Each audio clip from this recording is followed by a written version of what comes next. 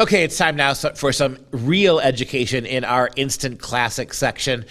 We always wind up with this, try to walk away from the crazy uneducation that's happening in American public schools by trying to giving you some real education. And this is Olympic week. We wanted to talk about the relationship all through this week on Instant Classics between politics and sports, and how politics has a way of worming itself inside sports and deconstructing it.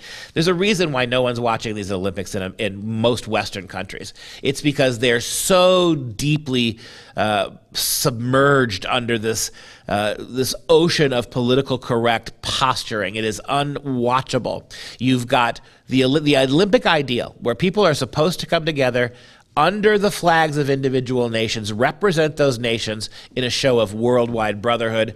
And what do? You get these spoiled and highly pampered athletes who've been treated way better than the average American is. I mean, let's be very clear.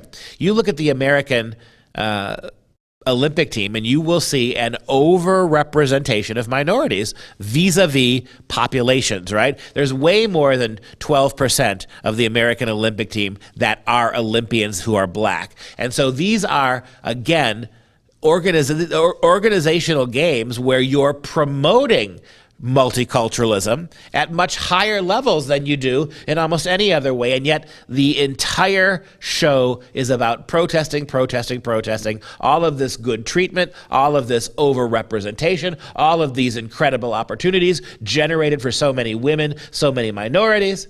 And when you throw women in, it's an overwhelming success for ethnic relations. But all we can do is cry and whine and moan. So I thought I'd take us back to the 1930s games, when politics and the Olympics had real serious connotations. When you had a murderous monster in Germany, a racist who was a eugenicist, just like Woodrow Wilson, by the way, and Margaret Sanger. We'll just leave that on the side for a moment.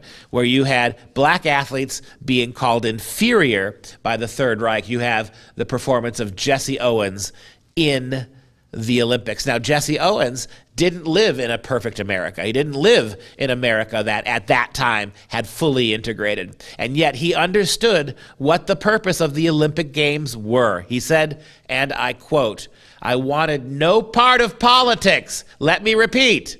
In pre-civil rights America, one of our greatest black athletes sent over to Germany to face the Nazi war machine said, and I repeat, "I wanted no part of politics, and I wasn't in Berlin to compete against any one athlete.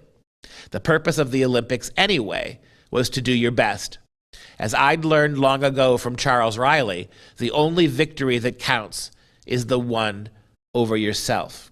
That's an Ohio State boy, if there ever was one. Go Buckeyes.